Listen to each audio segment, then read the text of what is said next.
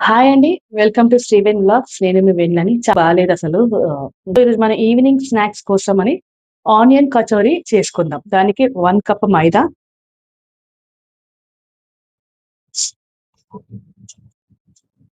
2 table spoons butter.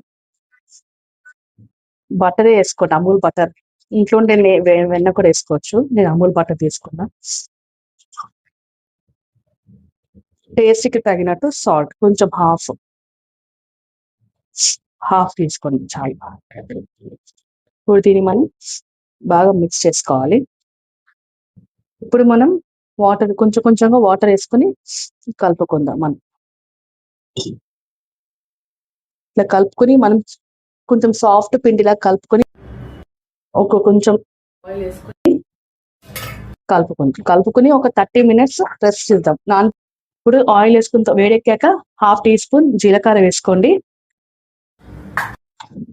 జీలకర్ర వేసుకున్న తర్వాత ఆనియన్స్ వేసేసుకోండి.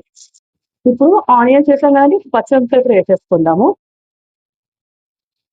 వేసుకున్న తర్వాత మనం దీనికి సరిపడా ఉప్పు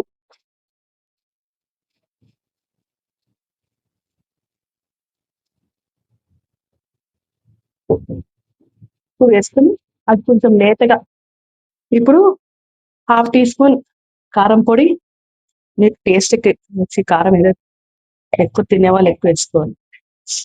హాఫ్ టీ స్పూన్ ధనియాల పొడి, కొంచెం చాట్ మసాలా పౌడర్ వేసుకుని కలుపుకోవాలి.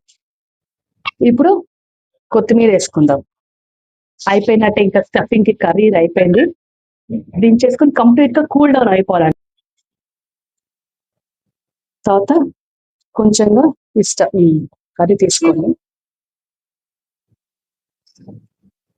మనం పోలీలకు ఎట్లా మూస్తామో అట్లనే అట్లనే క్లోజ్ చేసుకోవాలి.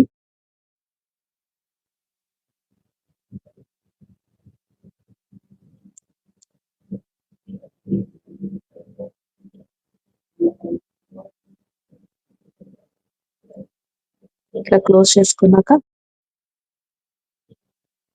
చేతితోటి ఇట్లా మెత్తగా ఇట్లా రుద్దుకోండి. లైట్‌గా ప్రెస్ చేసుకోండి. ఇప్పుడు ఇట్లా పెట్టిన కచోరీస్‌ని నేను ముందుగానే హీట్ చేసుకున్న ఆయిల్ ఇప్పుడు సిమ్‌లో ఉంచుకొని ఒక్కొక్కటి వేసుకోండి. అయిపోయినట్టే, ఇంకా తీసేసుకుందాం మనము. తీసి ఇంకా వేడిగా హాట్‌గా టీ టైమ్ స్నాక్స్ కిందకి తినొచ్చు. ఇది సాస్‌లో యాడ్ చేసుకొని తినొచ్చు. చూడండి ఎంత బాగా వచ్చాయో కచోరీలన్నీ.